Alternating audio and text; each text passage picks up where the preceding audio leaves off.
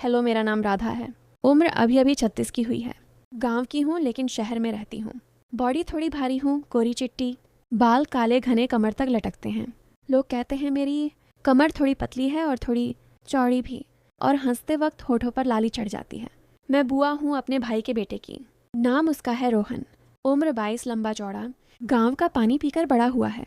आवाज़ भारी, हाथ पैर मजबूत। जब वह हंसता है तो पूरा घर गूंज जाता है। आज मैं तुम्हें हमारी वह कहानी सुनाने जा रही हूँ जो गर्मियों की छुट्टियों में शुरू हुई थी। वो दिन था जब रोहन पहली बार शहर आया था।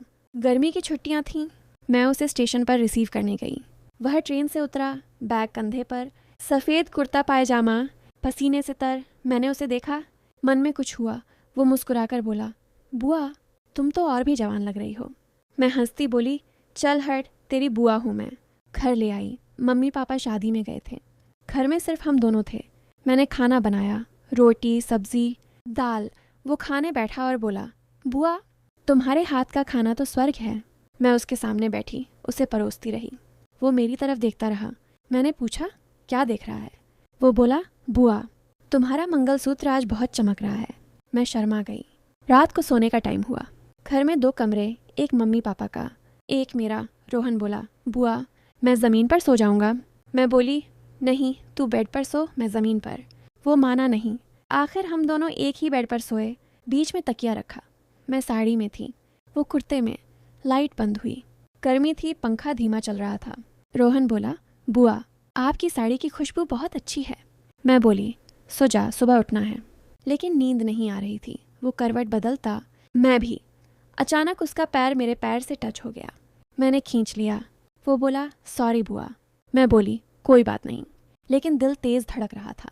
सुबह उठकर मैंने चाय बनाई। वो किचन में आ गया। मैं गैस पर चाय चढ़ा रही थी। वो पीछे खड़ा हो गया। बोला, बुआ दूध कहाँ है? मैंने अलमारी की तरफ इशारा किया। वो ऊपर हाथ बढ़ाने लगा और उसका सीना मेरी पीठ से टच हो गया। मैं सिहर गई। वो बोला, बुआ आपकी कमर बहुत नरम है। मैं मुड़कर उसे देखने लगी। वो मुस्कुरा रहा था। मैं बोली, चल हट, चाय पी। हम दोनों बालकनी में बैठे चाय पी रहे थे। वो बोला, बुआ शहर में तुम अकेली कैसे रहती हो? मैं बोली, काम करती हूँ, ट्यूशन पढ़ाती हूँ। वो बोला, मैं भी यहीं रहूँगा अब। मैं हंसती। दोपहर में मैं नहाने गई। रोहन बाहर टीवी देख रहा था। मैंने दरवाज़ा बंद किया लेकिन कुंडी पहले से ही टूटी हुई थी। मैंने साबुन लगाया, बाल धोए, तभी अचानक दरवाज़ा खुल गया। रोहन अंदर आ गया। बुआ तौलिया। और फिर वो रुक गया। मैंने शरीर छुपाया और चिल्लाई, बाहर जा। वो भागा और दरवाज़ा बंद कर दिया। बाद में बाहर आई तो मैं गुस्से में थी। वो बोला, सॉरी बुआ, सच में पता नहीं था। मैं बोली, अब से ध्यान रखना। लेकिन मन में कुछ और चल रहा था। शाम को हम सब्जी लेने गए। दुकान के पास रोहन ने पूछा, बुआ तुम्हें क्या पसंद है? मैं बोली, भिंडी। वो भिंडी चुनने लगा। दुकानदार बोला, भाई साहब आपकी बीवी बहुत खूबसूरत है। रोहन हंसकर बोला, नहीं ये मेरी बुआ हैं। दुकानदार शर्मा गया। घर आकर मैंने सब्जी काटनी शुरू की। वो मेरे पास बैठा देख रहा था। बोला, बुआ आपकी उंगलियां कितनी पतली हैं। मैं बोली, चुप कर, काटने दे। रात को फिर बेड पर आए। इस बार मैंने साड़ी की बजाय नाइट गाउन पहना था। रोहन मुझे देखते ही बोला, बुआ आप इसमें और भी अच्छी लग रही हो। मैं बोली, सो जा।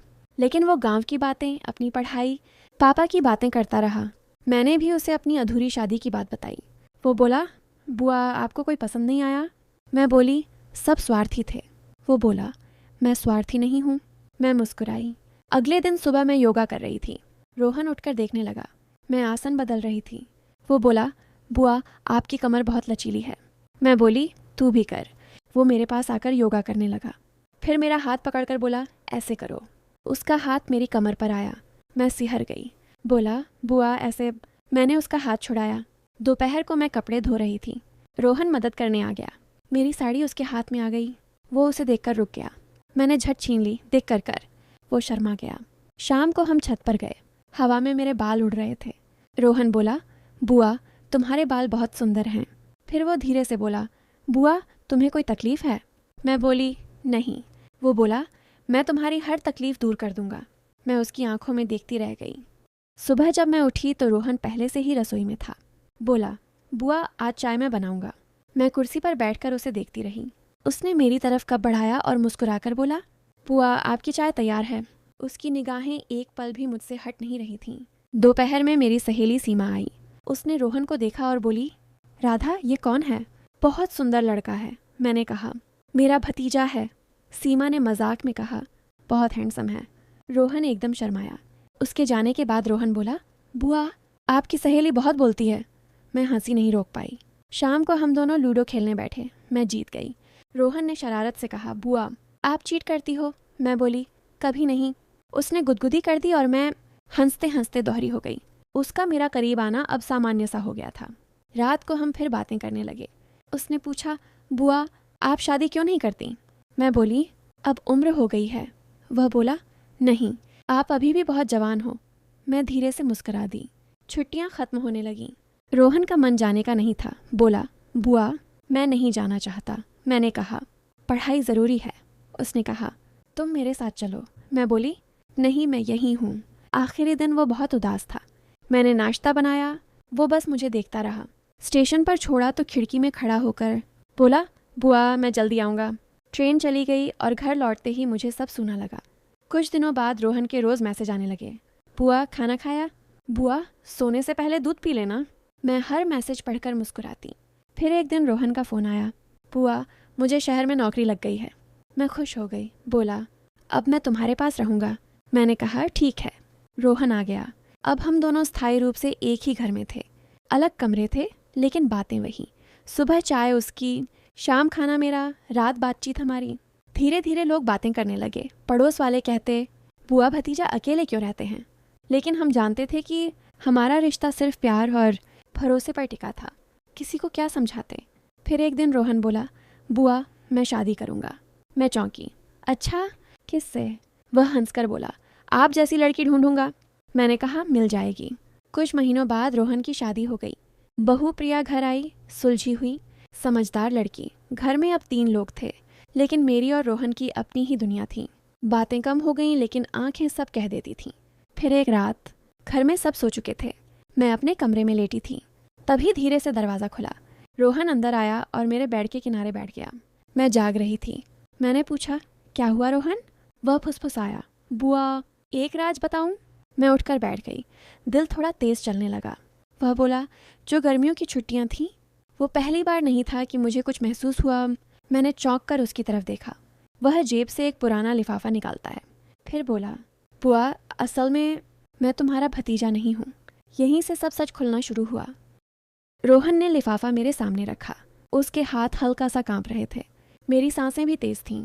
मैंने लिफाफा खोला। अंदर एक पुराना बर्थ सर्टिफिकेट था, मेरी माँ का नाम, लेकिन पिता वाला कॉलम खाली। मेरा दिमाग एक पल के लिए सुन्न हो गया। रोहन ने धीरे धीरे कहा, बुआ, असल में गांव ने सब छुपाया। तुम्हारे भाई की असली औलाद तो बचपन में ही मर गई थी। मैं गोद लिया हुआ हूँ। मैं चौंकी। लेकिन तुम मेरे भाई के बेटे कैसे नहीं? वह मेरी आंखों में देखते हुए बोला, क्योंकि मैं तुम्हारा ही सगा छोटा भाई हूँ राधा। मेरा दिल एक पल को रुक गया। मैंने कहा, क्या बोल रहे हो? ये कैसे?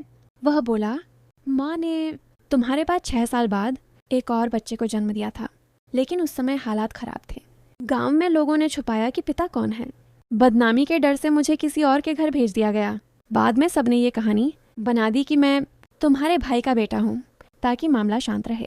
मैंने कांपती आवाज़ में पूछा, ये सब तुम्हें कैसे पता? उसने दूसरा कागज़ बढ़ाया, एक डीएनए रिपोर्ट। शादी से पहले प्रिया ने कहा कि चलो डीएनए करा लेते हैं, क्योंकि उसे शक था कि हम सगे नहीं हैं। जब रिपोर्ट आई तो सच सामने आ गया। रिपोर्ट में लिखा था, मैच मदर सन। मैंने कागज़ हाथ से गिरा दिया। मेरी आंखें भर आईं। कमरा घूमने लगा। रोहन बोला, राधा, मैं तुम्हारा छोटा भाई हूँ। हमारी खून की रिश्ता है, बुआ भतीजे वाला नहीं। मुझे अपने बचपन की यादें आने लगीं। माँ का तबीयत से गिरना, अचानक गांव वालों का शोर, और फिर कुछ समय बाद एक रोता हुआ बच्चा गायब हो जाना। मुझे याद था, पर किसी ने कभी सच नहीं बताया। मैंने धीरे से पूछा, और वो जो हम महसूस करते थे? वो चुप हो गया। उसके चेहरे पर दर्द और सुकून दोनों था। फिर उसने धीमे से कहा, वो सब गलत नहीं था राधा, क्योंकि हमारा असली रिश्ता वो नहीं था जो सबने बताया। हम एक दूसरे से अजनबी भी नहीं, और वो पाप भी नहीं जो दुनिया समझती। कमरा एकदम शांत हो गया था। मैंने धीरे से उसका हाथ पकड़ा। अब क्या रोहन? वह बोला, अब हम वहीं रहेंगे जैसे दुनिया हमें जानती है। बुआ भतीजा, दुनिया का क्या है बातें करेगी, लेकिन अंदर से राज रहेगा राज। मैंने उसकी ओर देखा। सारी यादें, वो गर्मियों की छुट्टियाँ, वो टच, वो पल, वो हंसी, सब कुछ एक नए रूप में सामने आ गया। अब मैं रोहन को नए अर्थ में देख रही थी। न किसी गलत रिश्ते की दीवारें, न कोई सीमा, न कोई अपराध बोध, बस एक सर जो सिर्फ हमारा था। रोहन धीरे से उठा, बोला, राधा, भाई के रूप में भी मैं तुम्हारा साथ कभी नहीं छोड़ूंगा, मैंने कहा, और बहन के रूप में मैं भी। कमरे में एक गहरी शांति फैल गई। बाहर दुनिया हमारे बारे में कुछ भी कहे, हमारे बीच अब एक ही बंधन था, सच, खून और एक बंधा हुआ वादा। कहानी यहीं खत्म नहीं होती, लेकिन उस रात के बाद हमारी पूरी जिंदगी बदल गई।